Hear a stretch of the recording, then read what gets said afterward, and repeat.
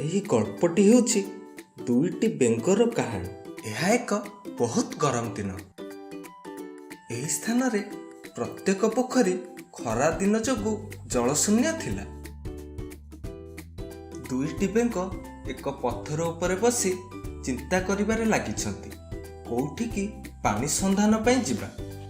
ଦୁଇ ବେଙ୍ଗ ପାଣି ଖୋଜୁ ଖୋଜୁ ପାଇଲେ ଗୋଟେ କୂଅ, ଯୋଉଥିରେ କି ବହୁତ ପାଣି ଥିଲା।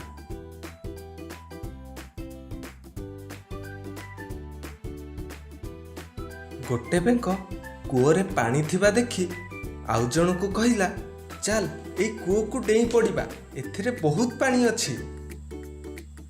ଆଉ ଗୋଟେ ବେଙ୍ଗ କହିଲା, ନାଇଁ ନାଇଁ, ମୁଁ ଏଥିରେ ଡେଇଁବିନି। କୂଅକୁ ଡେଇଁ ସୁଖରେ ରହିବା ଯେ, କିନ୍ତୁ କୂଅରେ ଯଦି ପାଣି ଶୁଖିଗଲା ତାହେଲେ ଆମେ କେମିତି ଉପରକୁ ଆସିବା?